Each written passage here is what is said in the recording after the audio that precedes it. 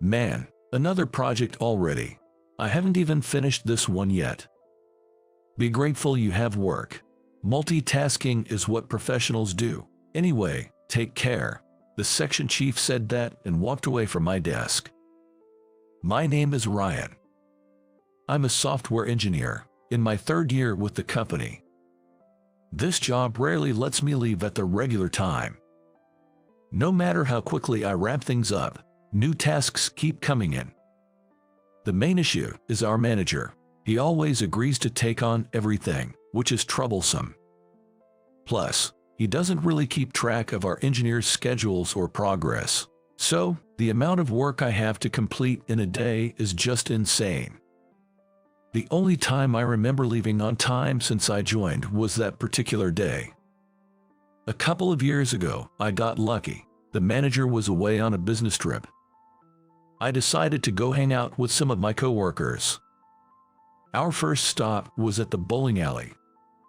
There, we met some ladies playing in the next lane, hit it off, and decided to go to a bar together. That's where I met my future wife, Emily. Emily and I got married about a year after we met. My job was as hectic as ever, and I was constantly working overtime. But on weekends, Emily and I would go out for movies, dinner, and enjoy shopping at the mall. Lately, Emily had been experiencing a lot of lower back and abdominal pain. She tried massages, chiropractic treatments, and osteopathic care, but nothing seemed to work. One night, she had not just her usual back pain, but also severe abdominal pain. I found her condition alarming and called an ambulance. We ended up in the ER in the middle of the night. I thought it might be appendicitis, but I was way off the mark. Though the ER doctor was an internal medicine specialist, he looked quite concerned and said, "Emily, you should see a gynecologist immediately." A gynecological issue. She's been wanting kids. Is she going to be okay? Worries flooded my mind. All I wished was for Emily to recover. The next day, I took a day off and accompanied her to a renowned hospital's gynecology department. It turned out Emily had uterine cancer. It had advanced and even spread to her colon.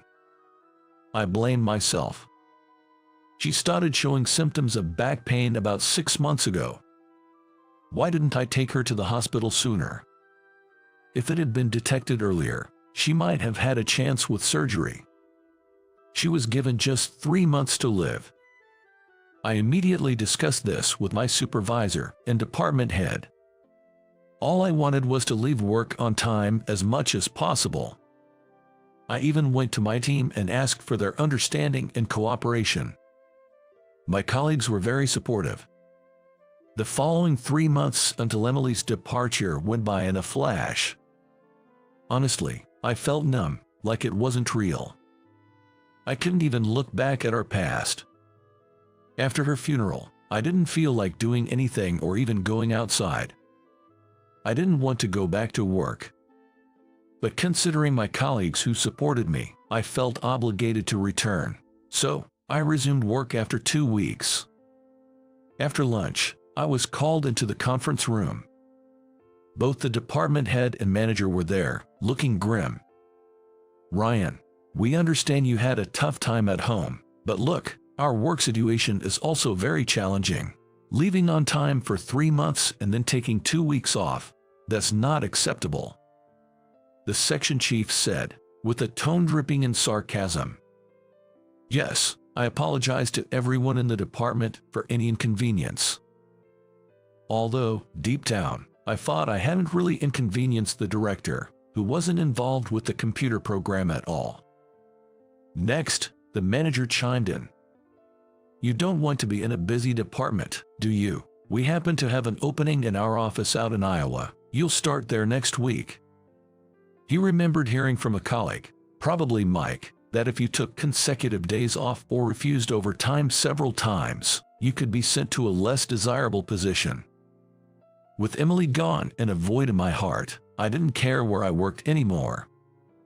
Working had become so unappealing that I simply didn't care about it anymore. feeling utterly disheartened and lacking any motivation. I was so down that I just said, "Understood," and returned to my seat. Some time later, I moved. My new location was a quiet rural town. Demoted at such a young age, huh? Getting off the train, I mumbled to myself, looking at the vast landscape. Before I knew it, a week had passed since my transfer.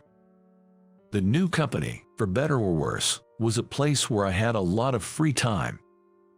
Hardly any need for overtime. I could work at my own pace. One day, I was coding a simple program at a coffee shop for a change of pace. After a while, droplets began to fall on the table I was using. It was raining outside. For a second, I thought the roof was leaking. Looking up, I saw a soaked girl with brown hair and streaks of red and blue, kind of looked like a rebel, staring intently at my laptop. Worried about the water damaging my laptop, I began to shut it down, but the girl quickly said, "Wait. Hey mister, you work with computers, right? Can I see? I'm kinda interested." She approached me. "Well, yeah, but you should dry off first. Don't want you catching a cold," I replied and called a staff. "Excuse me, can we get her towel for this young lady here?" As she dried herself off with the towel brought over by the staff, she thanked me.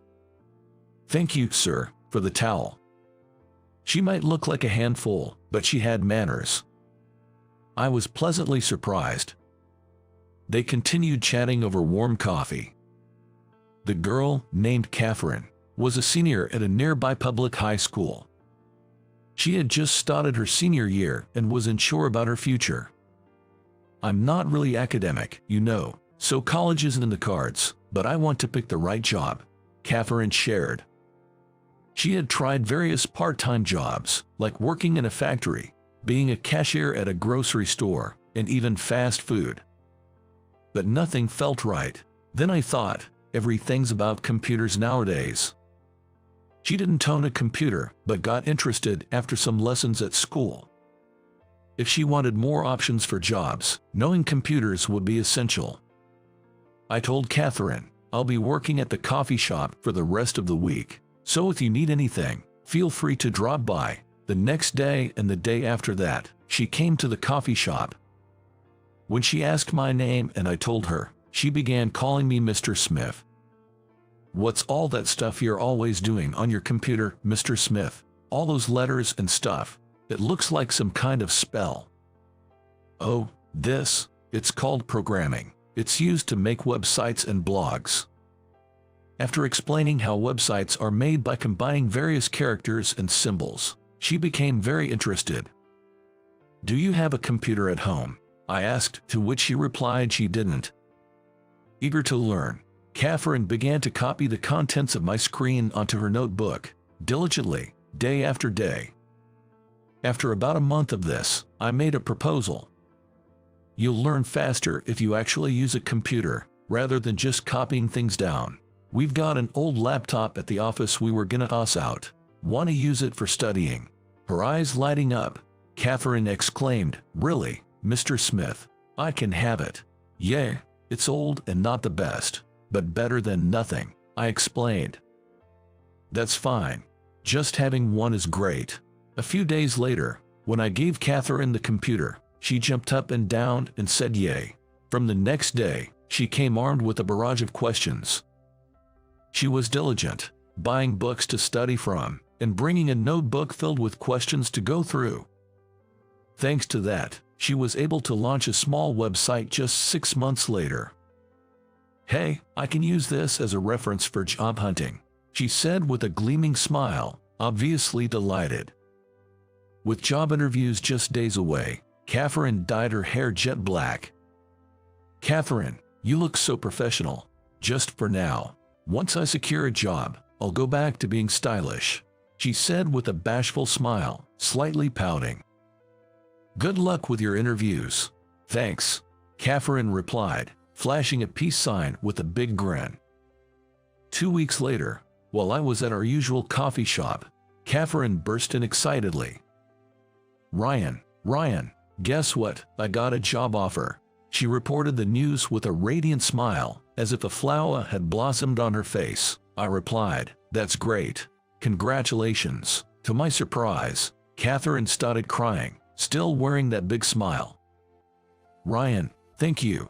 Getting into my first choice company is all thanks to you. I really appreciate it." Seeing her like this made me happy. To me, Catherine always seemed a bit quirky, but I found her irresistibly charming. Ever since Emily left, there had been a gaping hole in my life, but Catherine slowly started filling it. Soon, I realized I spent more time helping Catherine study than dwelling on memories of Emily. "No, Catherine, I'm the one who should be thanking you. Do you want to go out for dinner next Sunday to celebrate?" She cheerfully replied, "Sounds great." And just like that, it was April. "Good morning." A person from HR greeted everyone as the morning meeting began.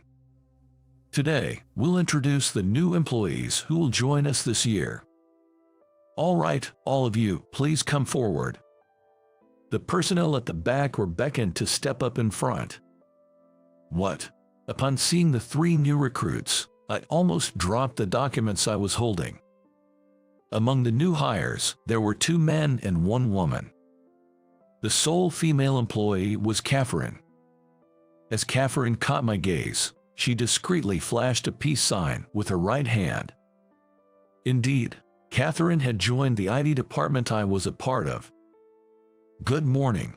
You surprised me. I thought you'd start at the company where you got your job offer. I was planning to ask you how you were doing once you settled in. I was worried," I told her. She giggled. "Haha, be prepared to work hard, okay? Please go easy on me." Catherine stuck her tongue out playfully and smiled. Every time I saw that smile, it warmed my heart. Asked if I had romantic feelings for Catherine, who was 7 years younger, I'd honestly be unsure. But one thing's certain, she's a special presence in my life.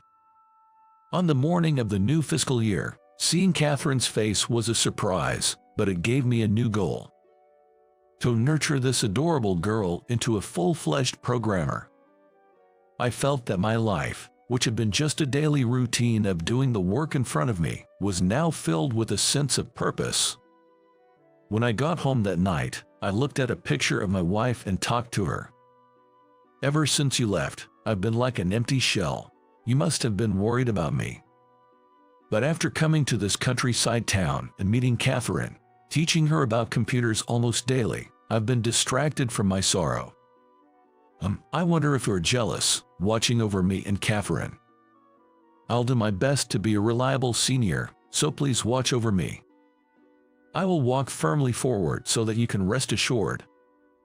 With that, I silently made a promise to Emily. In the photograph, Emily seemed to smile gently at me, as if saying, "That's right, I'm cheering for you." That's the feeling I got. Good morning. Early in the morning, after returning from my daily jog, an unfamiliar woman greeted me. In the morning sunlight, she stood smiling, a tall woman with long black hair and distinctive elongated yet round eyes, somewhat like a cat's, making her look like a model. "Excuse me." Surprised to be greeted by such a beauty so early in the morning, I looked around, wondering if she was really addressing me, and started acting a bit suspicious. Seeing this, she gave a slight laugh. "I'm Sandy Miller. I moved in next door yesterday. Sorry for the late introduction. Nice to meet you." Her high-pitched voice was as clear as a bell when she said this. Then she gave a slight bow in my direction. In that moment, a sweet and refreshing scent tickled my nose. It must be her perfume. "Oh, I'm Jake Smith. I teach part-time at that all-girls school you can see over there." Not knowing what else to say, I blurted out a brief introduction. Sandy looked in the direction I pointed. "Oh, the one with the church," she murmured. "I work at a Catholic all-girls high school, which, although small, has a wonderful stained glass church. You can slightly see its roof from this apartment." "You're a teacher. That's surprising. You don't look like one at all," she said with a mischievous grin. I could only scratch my head in response. I've always been told at school that I don't quite seem like a teacher, and people I meet for the first time apparently can't imagine me in that role. Maybe I lack a bit of authority, I said, half-jokingly. She narrowed her eyes playfully. Please, call me Sandy, Mr. Teacher. Her voice was now much deeper than the high-pitched tone from earlier, which caught me off guard. Whether she realized the effect she had on me or not, Sandy waved, saying "see you later," and disappeared into her apartment. The whole exchange must have lasted just about 3 minutes. Yet, in that short time, Sandy left a strong impression on me. I had thought that all girls' schools would be lively, but when I first started at this school, I was surprised by its tranquility. Having transferred from a technical school, that might have made me feel even more so. The students are all modest and well-mannered, many of them giving off a somewhat sheltered vibe. And they always greet with "good day." I remember being flustered the first time I was greeted that way, not knowing how to respond. There are no troublemakers, and life at the school is peaceful, without much excitement. Today, as always, when the students pass me in the hallway, they stop and give a gentle bow, saying "good day." I simply reply with a yeah or a ha. That's the best I can muster. I also bump into nuns wearing scapulas among the students. There are older nuns as well as younger ones. Some nuns teach, while others participate only in charity activities. I've also heard that some are devoted to continuous prayers in the church. Either way, I spend most of my day in this surreal environment. "Good morning, Mr. Smith." The one who greeted me in the hallway was one of the nuns, Sister Susan. She's still young, and the students told me she chose the path of a nun right after high school graduation. Many students look up to her kind nature. At school, she's like a big sister to the students, listening to their concerns in the infirmary. "Sister Susan, you're working today." I know she's younger than me, but whenever I talk to her, I can't help but use formal language. "Hey, you're using formal language again. I'm much younger, so you don't have to be so polite," she said with a gentle laugh, making me scratch my head in embarrassment. Recently, have there been any serious concerns from the students? I've been wondering about that since summer break is just around the corner. As summer approaches, even the more reserved students seem to get a bit more excited. Maybe they're excited to break free from this otherworldly school for the summer break. "I wanted to discuss something with you, Mr. Smith." In the bustling hallway, Sister Susan whispered to me. We agreed to meet after school in the infirmary, and with that, we went our separate ways. After school, when I arrived at the infirmary, Sister Susan served me some tea. "Thank you." So, about that student. I took a sip of the tea and got straight to the point. I didn't want to take up too much of Sister Susan's time. I had intended to make this conversation brief. "Well, it's actually about Catherine from Class A." Sister Susan began with that introduction. Catherine from Class A is a standout student in this school. It's not that she causes problems, but compared to other students who seem somewhat aloof, Catherine seems to have an abundance of energy and liveliness. From my perspective, she's just like any other high school girl out there. Catherine, is she going through some issues? I couldn't imagine the ever-cheerful Catherine having concerns serious enough for her to consult Sister Susan. It must be quite a dilemma, I thought. Actually, she's seeking advice about love. Blushing slightly, Sister Susan said with a hint of embarrassment. She added in a soft voice, "I have no experience in that area." Relationship advice. Typical concern for a teenage high school girl. However, it seems to be a challenging topic for Sister Susan. Apparently, Catherine has been deeply infatuated, and if her love doesn't reciprocate, she seriously mentioned becoming a nun. Prayer isn't meant for that. I was taken aback and flinched when she suddenly raised her voice. Based on what I've heard from Catherine, I think it might be best to speak with her guardian.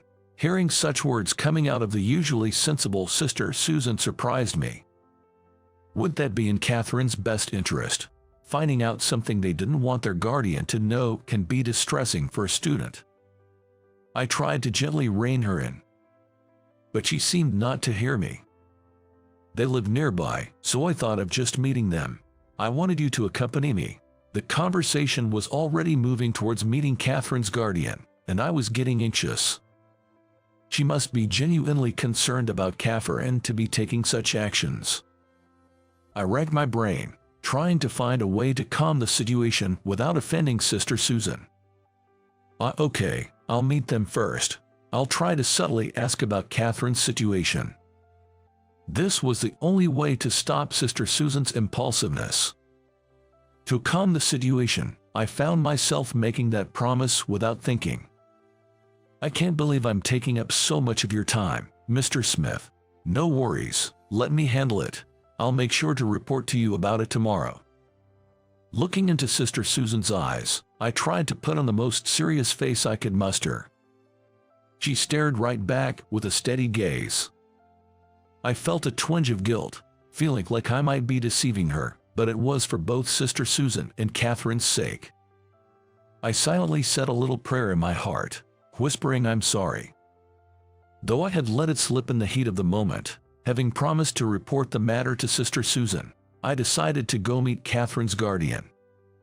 If they weren't around when I visited, that would be just fine, and if they were, I thought I'd just have a little chat and then head on home. Coincidentally, Catherine hadn't yet submitted her college application. The deadline had passed 3 days ago. As Catherine's assistant teacher, I figured I'd be fine as long as I had a reason to visit. Without giving it much thought, I checked Catherine's guardian's address. When I saw the address, I couldn't believe my eyes.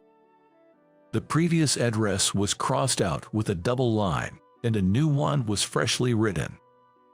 And, to my surprise, it was the apartment right next to mine. Turns out, my new neighbor is Catherine's guardian. Looking closer, it seemed the guardian's name had been recently changed. I recalled hearing that Catherine had grown up in a complicated household. I thought it might be all right to just introduce myself as her assistant teacher and say hello. I felt a bit more at ease. When I rang the doorbell of the apartment next door, I wasn't very nervous. The door clicked open, and Sandy peeked out. "Hi, it's Jake Smith from next door." I had planned what to say, but the moment I saw Sandy's face, I got nervous and forgot. I think I was obviously acting suspicious. I just had a little something to ask. My tone sounded like a police interrogation. I noticed Sandy looking at me with an amused expression. Seeing her reaction, I regained a bit of composure. "Sandy, are you Catherine's guardian by any chance?" As I stammered out the explanation, she nodded slowly. "My family's a bit complicated. All my siblings have different mothers. Of course, the mothers of Catherine's and mine are not the same, but neither of them wanted to have Catherine, so I became her guardian." Sandy said that in one breath and then looked at me with a challenging gaze. I could sense her determination, wanting to be taken seriously as a young guardian. It's not about the qualifications as a guardian, but Catherine hasn't submitted her college application form yet. I quickly blurted out the excuse I had prepared. Sandy then said, and scratched her head, looking relieved. "I've told her she should go to any college she wants, but she seems hesitant." She seemed to know about the missing college application form. Then, adding, "We shouldn't be talking here," Sandy invited me inside. Her room was, well, quite sparse. She might be a minimalist. However, there were several piles of thick books. I had assumed she was a student, but apparently not. "Here you go." She handed me a glass of iced tea, which I gratefully accepted. I sat on a cushion while she settled into a computer chair. "Any other issues regarding Catherine?" As I took a sip of my tea, Sandy spoke up. Caught off guard, I struggled to respond. Visiting a guardian's home just for college guidance. I've never heard of that. Did something happen to Catherine? As she stared intently at me, I felt like a deer caught in headlights. There was no hiding anything. I gave up and decided to be honest with Sandy about what I had heard from Sister Susan. Of course, I emphasized that I wanted it kept a secret from Catherine. Sandy listened quietly, only nodding occasionally to encourage me to continue. She had a certain presence and authority about her, making it hard to tell who was the older one here. According to Sister Susan, Catherine expressed her intention to live with a certain young man right after graduation. She wanted to start living together as soon as they left home, but with college on the horizon, that seemed challenging. Why? Because that young man is a junior in high school, a year younger than Catherine. Catherine told Sister Susan that she was prepared to support him financially. Really? Catherine said that. After hearing the entire story, Sandy paused, eyes cast downward in deep thought. It seemed like she knew the guy Catherine had feelings for and looked troubled by the situation.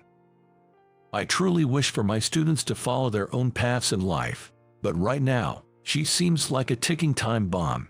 I wouldn't be surprised if she ran away from home. I honestly expressed what I had felt when I talked to Sister Susan. I couldn't tell Sister Susan, as it might have caused an uproar, but I do believe this situation carries that kind of risk. Thank you for discussing this with me. I'm grateful to have gotten to know a bit about Catherine's feelings. Could you leave this matter to me for now? Sandy stood up from her computer chair, deeply bowing her head towards me. A gentle scent of shampoo filled the air. Of course, you're Catherine's guardian after all, but if there's anything I can help with, please don't hesitate to ask. I quickly said, please, lift your head, upon which Sandy looked up with a playful grin. She seemed to have so many expressions. The face she had when we met this morning was like a different person's, and her current smile resembled that of a young girl receiving praise. I wonder how many sides there are to her. My interest in Sandy grew stronger. A week had passed since I discussed Catherine's case with Sandy. I told Sister Susan that I had already spoken with Catherine's guardian and asked her to keep an eye on the situation. As for Catherine herself, she hasn't handed in her college application yet. Her homeroom teacher, aware of her complicated family situation, is willing to wait a bit past the deadline. When I got back to my apartment after work, I noticed the window of Sandy's room next door was slightly open. Did she forget to close it, or was she letting in some air because it was hot? Seems a bit careless, I thought. I should subtly remind her the next time we meet. As I was thinking this, a gust of wind briefly lifted her curtains. For a split second, I could see inside. In the dimly lit room of the early evening, I could see Sandy trying to change into a t-shirt. A faint silhouette of her pale back stood out against the dim backdrop. I knew I shouldn't watch, but the contrast between the shadows and her skin was mesmerizing. As she twisted slightly, I saw a dark scar, like that of a severe burn, stretching from her side to below her chest. A keloid that extends from the side of the abdomen to just below the chest. It's the scar of a major burn. Given its size, it must have been a life-threatening injury. I gasped and stepped back from the scene. I shouldn't have looked. I saw her secret. I quickly tried to open my door. In my haste, I fumbled with the key, making a clattering noise. Just as I managed to open the door of the room next to mine clicked open.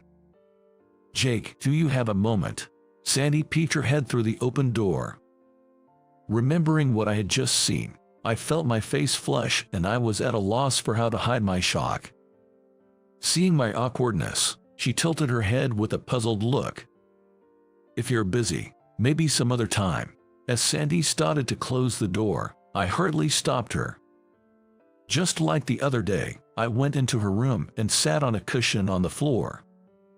I noticed a few more items in her room than before, which made me a bit uneasy. There were more feminine items. A pink makeup bag and cute socks.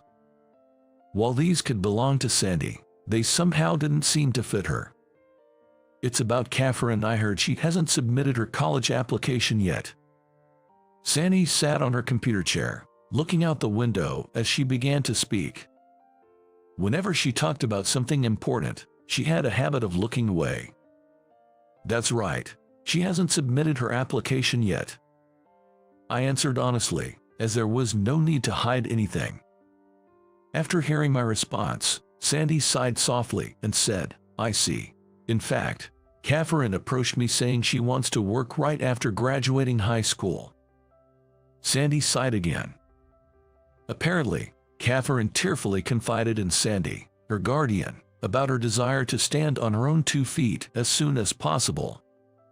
She was crying, but I think it was because she felt helpless about having to give up on her dreams. It wasn't like she was crying just to get sympathy.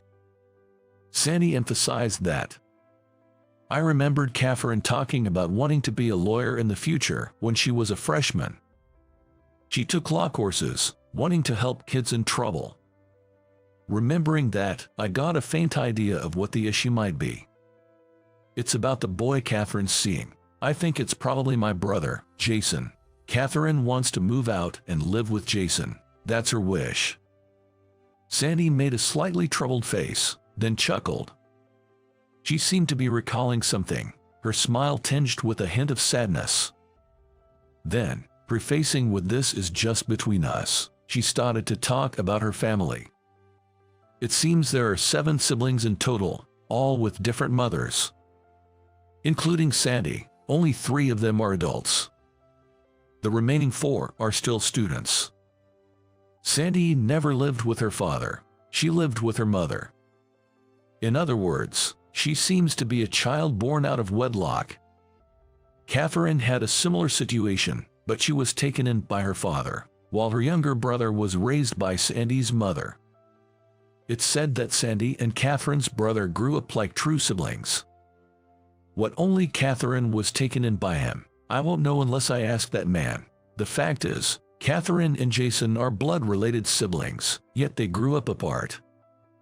Recently, Catherine, who learned that Jason was a real brother, lashed out at their father for not taking him in. The father apparently snapped back, saying, "After all I did for you." He then cut off all financial support. Hearing this, Sandy, acting as the new guardian, started looking after Catherine's living expenses. My mother was a bit fragile mentally, and she did some things she regrets to Jason. She probably broke down waiting for that man who never came around. One day, with a kettle full of boiling water in her hands, Sandy's mother approached the 2 of them. A harrowing incident took place. Protecting her brother, Sandy suffered severe burns. How could she? Why would she do such a thing? I couldn't help but mutter those words. Sandy grinned and explained. My mom thought that if her son got seriously injured, he would come to see her. I got chills hearing Sandy's words. I never imagined that such a passionate feeling could exist in this world. Just thinking that I have the blood of such a woman gives me the creeps. Sandy smiled beautifully, as if reading my thoughts. Her intensity might be that unique aura possessed by those who have been through some real ordeals. Jake, can you please help guide Catherine? Sandy bowed deeply to me. Then, the front doorbell rang, and the door swung open. Sandy, I'm home. The one entering with a cheerful voice, calling out Sandy's name, was none other than Catherine. What, Mr. Smith, how do you do, I guess? Naturally, upon seeing me, Catherine exclaimed in surprise and acted a bit awkward. I didn't expect to be seen by Catherine either, so I was lost for words. Mr. Smith is here because he's concerned about your future and came to discuss it with me, your guardian. Sandy informed Catherine. Catherine responded with a somewhat suspicious "Is that so? I heard you wanted to go to law school. If you're undecided about which one, I can help." I addressed Catherine, who was standing. Her expression clouded slightly. I'm sorry, I'll be honest. I've heard about your family situation from Sandy. I understand you want to live with your brother. Sandy, apparently not expecting me to bring it up directly, exclaimed, "Wait, Mr. Smith." I decided at that moment that I wanted to face Catherine sincerely, without any lies. You sure have the audacity to barge in like that. Do teachers think they are so superior? Catherine said sarcastically, her lips curling in disdain as she slammed her belongings on the floor in frustration. Just because you've heard a thing or two doesn't mean you get to dictate what I do. Can you even imagine the life me and my brother have lived? I was anxious, fearing that Catherine might start crying. However, her eyes didn't reveal any tears. All I could see was the bubbling rage. It wasn't anger directed at me. It was anger directed at something much bigger.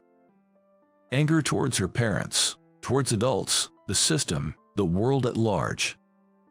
It felt as if all these emotions were packed inside her. I need to grow up fast. I have to. At Catherine's words, Sandy clasped her head in her hands.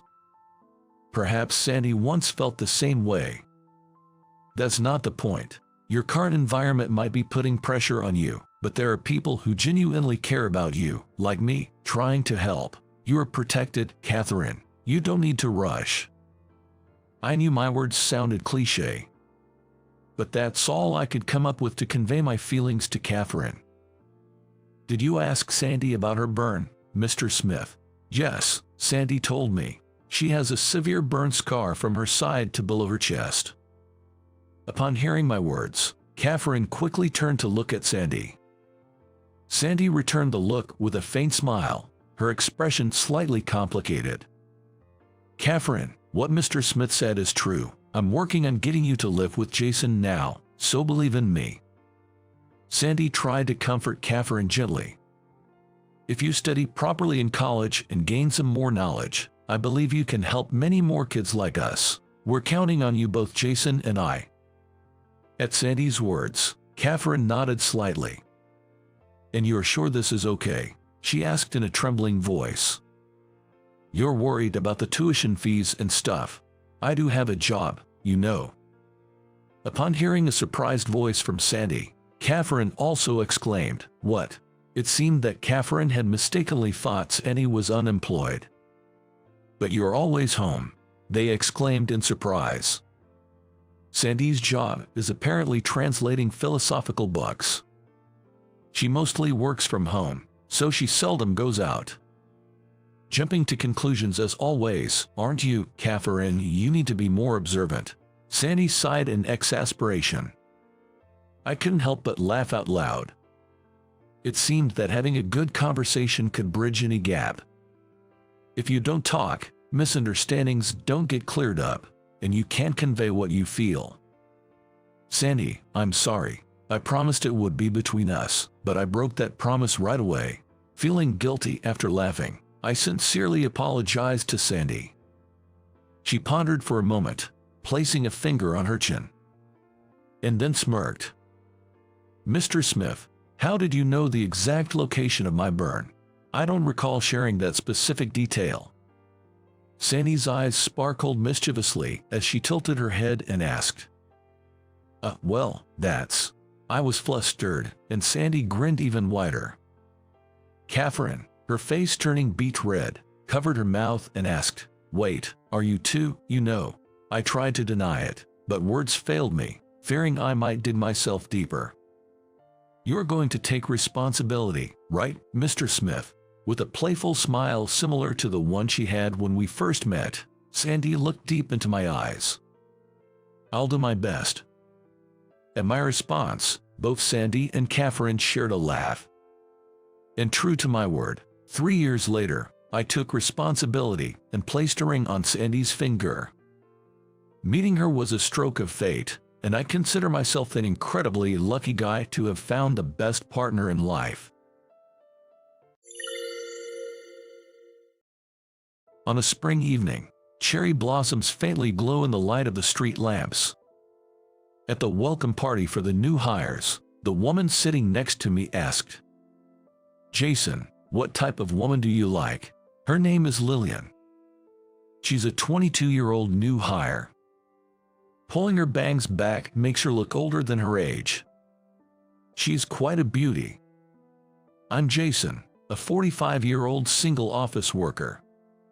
Far from being handsome, I have an unremarkable face, a bit of a belly, and a slightly chubby build. Lately, my hair has been thinning too. My biggest insecurity is my short height. There were no women in the company who would strike up a conversation with someone like me. So, when a young, pretty 20-something asked me about my type, I was both shocked and elated as I answered her question. I guess someone cheerful and kind. Young folks sure have a lot of energy, don't they? Nervously, I said that, and she responded with a shy smile. Are you okay with someone much younger? It was this conversation that made me start noticing her. On the way home from the welcome party, we happened to share the same train ride for part of the journey, and we chatted about various things. She mentioned that she has a thing for older men. When I talked to her, she was a very serious girl with a very solid mindset. I didn't sense any of the typical carefreeness associated with young folks in her. Perhaps because of her mature character, guys her age just didn't seem reliable or fulfilling for her. She mentioned she had many older friends. Ever since then, she and I got along well. We chatted a lot during work, and I often helped her out when she was stuck. You know, it'd be clearer if you added a graph to this document. You can quickly make one by clicking here. Got it, I'll give it a try. Oh, you've been talking for a while now. Are you thirsty? I'll get you some tea. She always approached me with a bright smile. Her smile was incredibly captivating, and I found myself growing fonder of her day by day. Then, one day, I mustered the courage to ask her out for dinner. My heart raced, wondering if she might decline, but she readily agreed. To ensure she felt at ease, I chose a chic bistro instead of a high-end restaurant. I enjoyed a beer, and she had a citrus cocktail, as we relished our meal and conversation. Despite our age difference, we hit it off. Discovering we shared similar tastes in movies, our conversation never waned, and time flew by. She looked happy and smiled throughout. As we walked toward the train station on our way home, she turned to me and said, would you be interested in dating me? Excuse me, I couldn't believe my ears. For a plain and impressive older guy like me to be confessed to by a woman, especially by someone as young and lovely as her. It felt so unreal, almost like a dream. Of course, I immediately said yes. Is this really not a dream? Making sure she couldn't see, I discreetly pinched the back of my left hand with my right. Ouch. This is definitely real. No doubt about it. For someone like me, who's never been popular with the ladies, she became my very first girlfriend.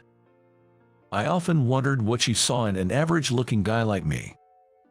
She told me it was my kind and earnest personality, and the fun times we shared together that won her heart. From that point on, every day felt as if I were in heaven, with everything shining so brightly around me. It made me believe that if you live life earnestly, even through the tough times, good things can come your way. I felt that from the bottom of my heart. Soon, a rumor spread around the office about us dating, and everyone was pretty shocked. Some labeled us Beauty and the Beast and joked about us being an odd couple behind our backs, but I never let it bother me. The guys who had a crush on Lillian were envious of me. Our relationship went smoothly, and a year later, I proposed to her. You know, even though I'm just me, I want to marry you. Yes, I'd be honored. She shed tears of joy. On our next day off, I took her to meet my parents at their house. I can't believe such a lovely young lady is going to be with our son. It brings tears to my eyes, right, honey? Oh, indeed. Thank you, Lillian. We trust you'll take good care of our son. My parents were overjoyed and warmly welcomed her. On our way back from my parents' house, Lillian and I held hands and chatted. "We need to visit your parents next, Lillian. Maybe I should wear something that makes me look a bit younger." "You're perfect just the way you are, really." Lillian looked at me and smiled brightly. However, the next day, Lillian suddenly called and dropped a bombshell. "We should break up." "What? Why? What happened all of a sudden?" I was stunned, and when I asked for a reason, she hesitantly began. "Last night, I called home and told them about our plans to get married, and well, they were against it. Especially her father," she said, "was strongly opposed to our marriage. The reason is our age difference. I guess that makes sense. It might be inevitable. There's a 23-year age gap between us. I heard that her parents are even younger than me. If my precious daughter told me she wanted to marry a man older than me, a man of uncertain character, I'd definitely be worried." She cried, saying that we can't get married if her father opposes it. "You know, that's why I think we should break up. Instead of being with someone who can't marry, you should find someone else better and get married." "No way. He'll think I can't marry Lillian. Even though I love her so much, I can't imagine marrying anyone else. I absolutely don't want to break up. I won't give up," I said to her, comforting her. "Can you at least let me meet your dad once? I want to let him know how serious I am about this. If we sit down and talk face to face, I'm sure he'll understand." "But Dad said he doesn't want to meet you, and he's a very stubborn man. Even if he did meet you, I really think he wouldn't allow our marriage." I desperately tried to persuade her. "Don't give up. You want to be with me too, right? Of course, I want to be with you more than anything, but it's impossible. I can't go against my father's wishes," Lillian said, breaking into tears again.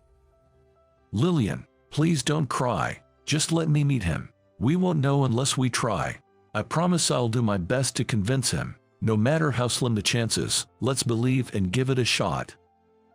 After a while, she finally stopped crying and said, "All right, I understand." A few days later, on Sunday, we decided to visit her home during the daytime when we knew her father would be there, without giving them a heads up. When we arrived, she unlocked the front door and went inside. I followed behind her. She called out to her father, who was in the living room. "I'm home." "Lillian, what's going on?" Coming and announced like this, Lillian's surprised father turned to face her as she spoke. "Dad, I've brought someone I want you to meet."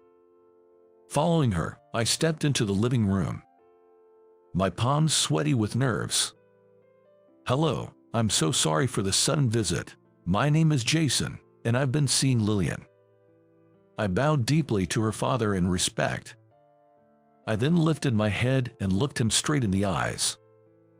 I was prepared for him to possibly punch me. Every muscle in my body tensed up. However, looking at me, his eyes widened in surprise.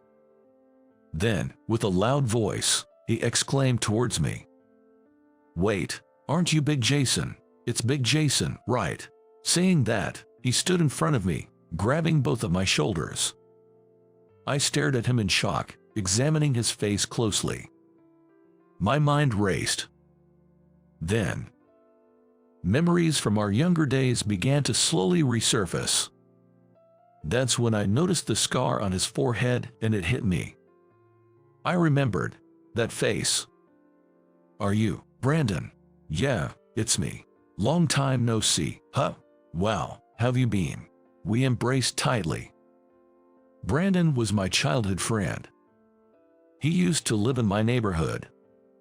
Back in elementary school, Brandon was often bullied, and many of our classmates would pick on him. I always stepped in and helped him out. It was the same the first time we met. Brandon was surrounded by 4 or 5 boys, getting hit with sticks and kicked.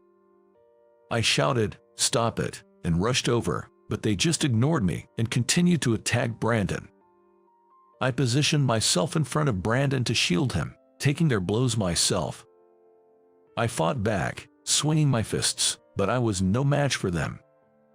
After they had their fill of tormenting me, they eventually stopped and left. That's when we both had big scars on our foreheads. "You okay? Does it hurt?" When I asked Brandon, he replied, "Yeah, I'm fine. Thanks for helping. But why did you defend me? You can't just leave someone in trouble, can you?" That's how I responded. It was a lesson from my dad. He always told me, if you see someone in need, help them out. It had become a part of me. That day, I took Brandon back to my home and tended his wounds. From then on, Brandon and I started hanging out together. I was the only friend Brandon had. Brandon's home was a single-parent household, and his mom was always working late, so Brandon often spent time at my house. He often had dinner at my place too. Both Brandon and I were only children, so it felt like we had got a sibling, and it made us happy. We did homework together and shared snacks. In the summer, we went to the pool, had watermelon smashing games, and set off fireworks in the yard, and in the winter, we roasted marshmallows on an open fire and built snowmen when it snowed. I made so many fun memories with Brandon. But just before I was about to start middle school, my family had to move because of my dad's job transfer. When I told Brandon about it, he cried, "If you're gone, who'll I play with? I'll be lonely." "You'll be fine, Brandon. I'm sure you'll make new friends." I patted Brandon's shoulder and said, "We'll write letters, we promised as we parted," but in the end, the correspondence faded after just a few times. Come to think of it, Brandon mentioned in a letter from a while back that he had become friends with a new kid who transferred to his school. He's probably getting along well with his new buddies. I was also busy adjusting to my new environment. We continued to exchange holiday cards for about 10 years, but eventually, even that stopped. I think the last card mentioned something about him getting married. I can't believe Lillian's dad is Brandon. What a shock. I was just as surprised. We laughed and playfully slapped each other on the shoulders. Lillian looked at us with a surprised face. "Take a seat. Let's have a drink tonight," Brandon said, gesturing for me to sit down. Lillian and I took seats across from Brandon. His wife brought out beer and glasses from the kitchen. We poured the beer into our glasses, and Brandon took the lead for a toast. "Well then, here's to celebrating my reunion with Jason, and also to Lillian and Jason's engagement."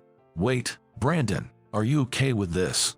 "Of course I am. I know exactly the kind of person you are, Jason. You might not have been the best at academics or sports, but you've always had a strong sense of justice and were sincere and kind.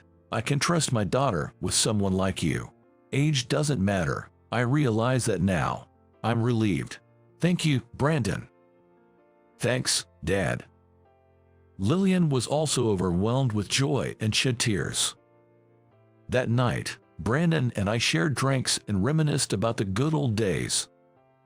6 months later, Lillian and I had our wedding. Of course, both our families and all our parents were in attendance, celebrating with us. Lillian looked absolutely stunning in her wedding dress. She was way out of my league.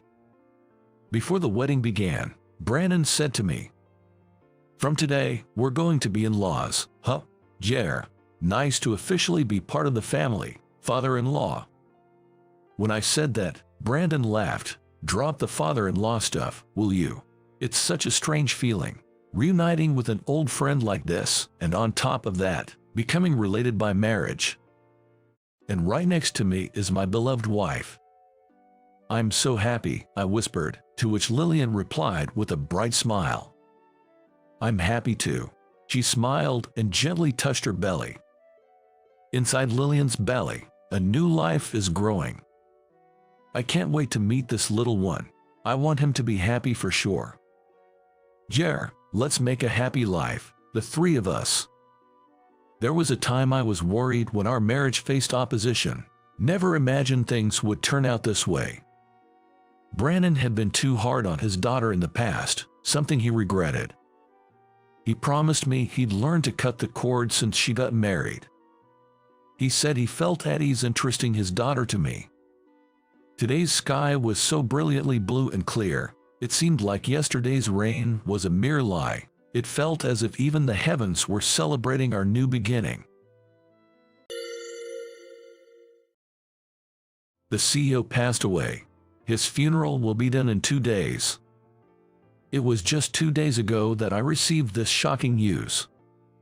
It was from my boss at the headquarters in New York, the one who had transferred me to a less desirable position. "You better be there," he emphasized. Well, of course, every employee would attend the CEO's funeral, no matter their position. But I was exasperated by my boss's typical attitude. Today, I left the suburban branch of the food distribution company I'd been transferred to and arrived at the nearest station to the funeral venue.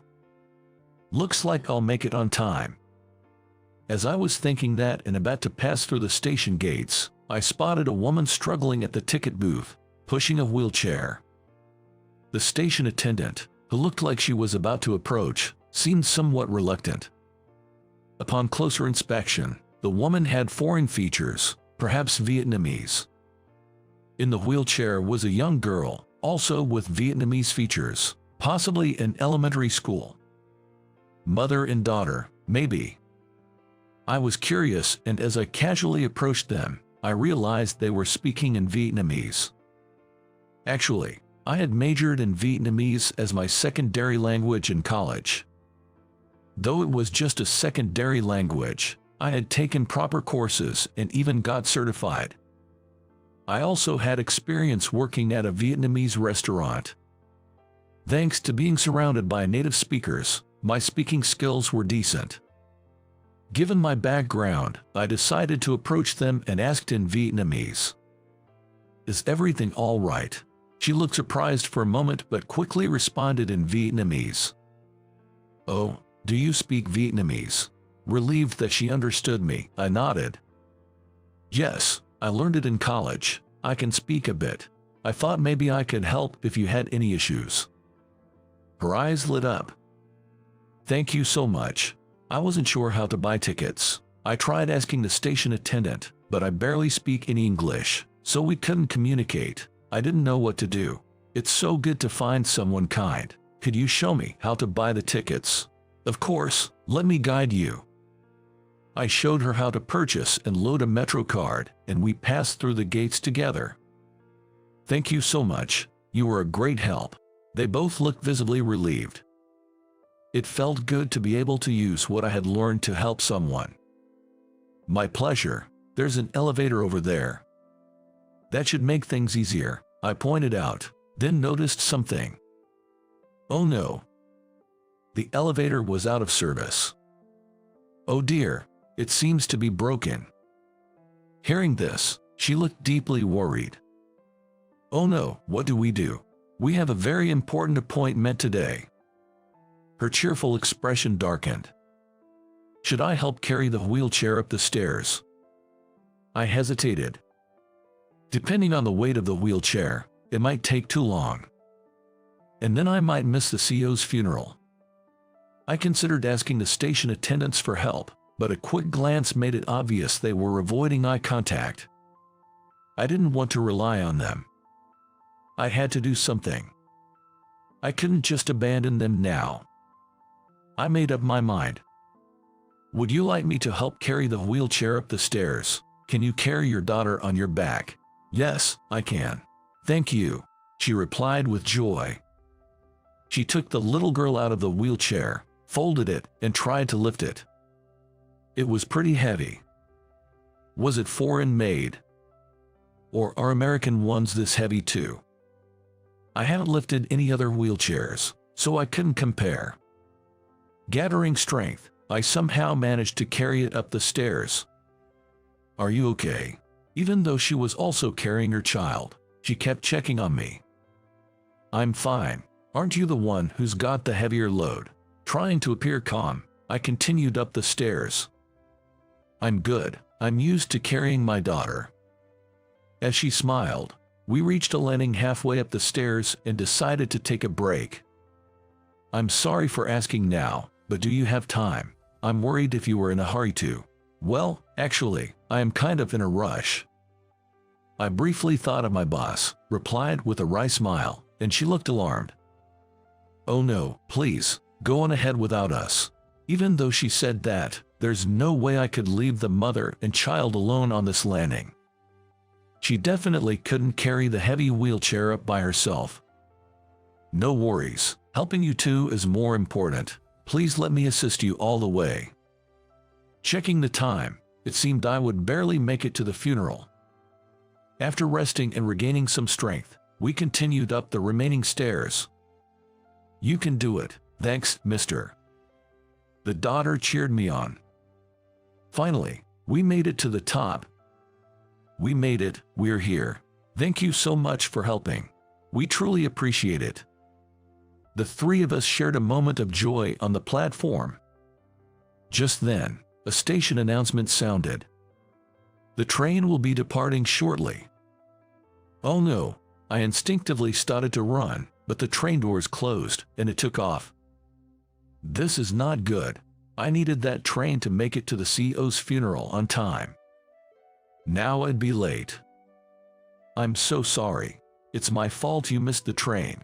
Seeing my distress, she kept apologizing, but I didn't want to make the two of them feel bad.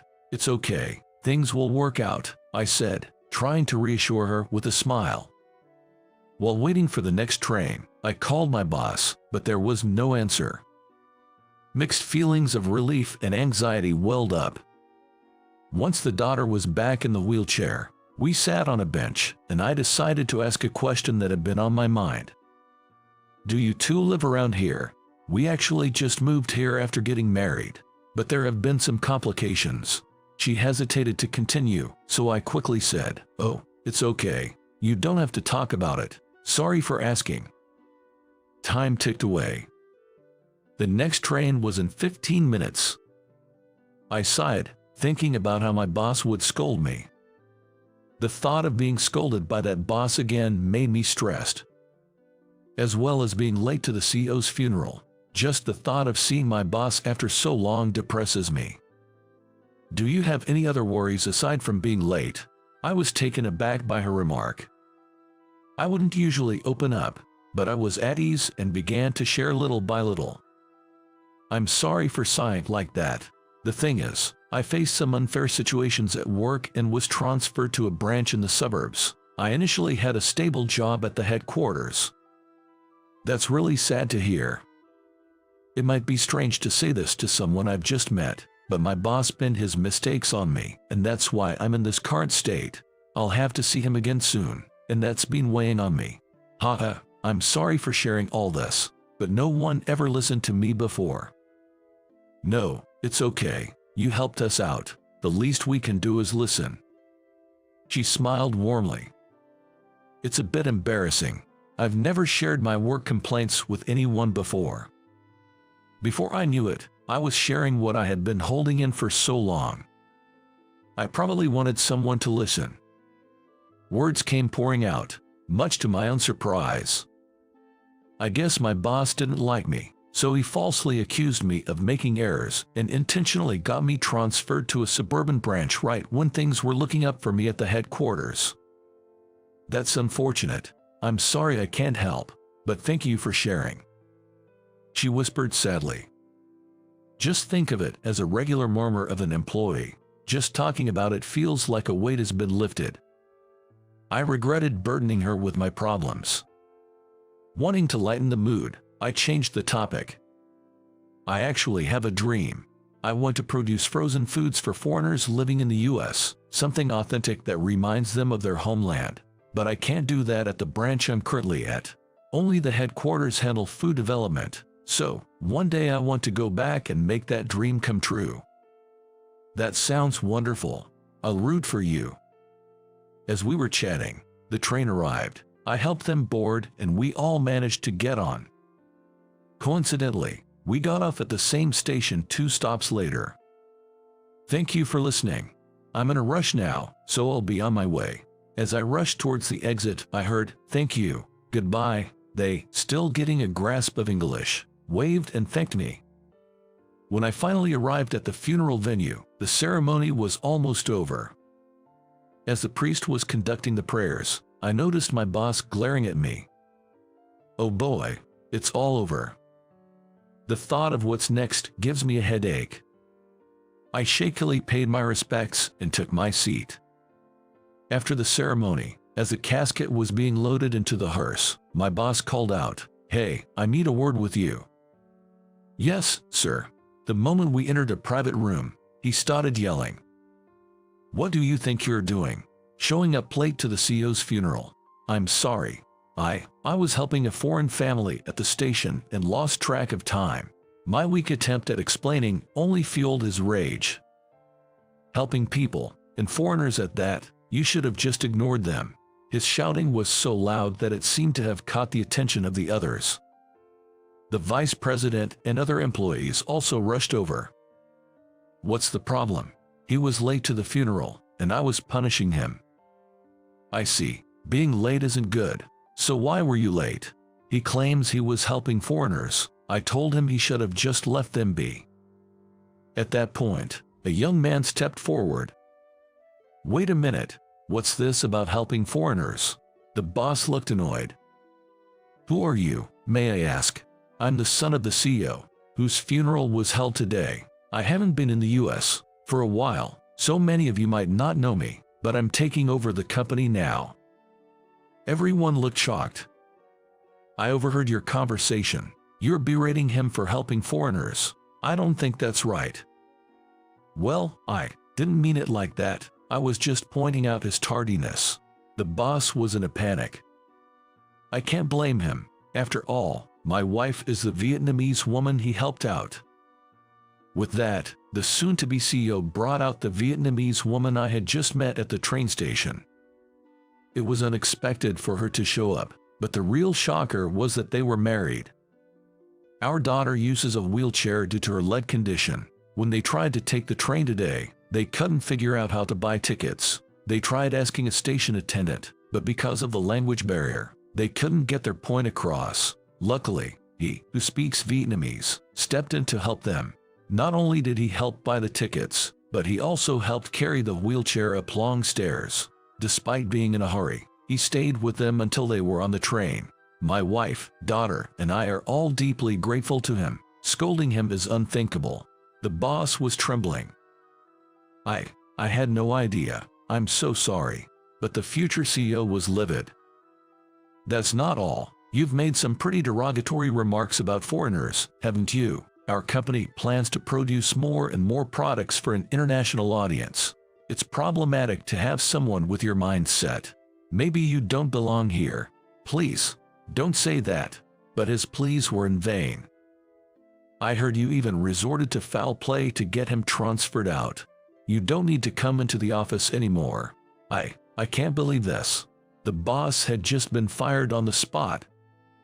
The new CEO gave him a cold glance. On the other hand, he had warm words for me. "Thank you for helping my wife and daughter. I intended to drive them here myself, but things came up and they had to take the train. I know about the transfer too.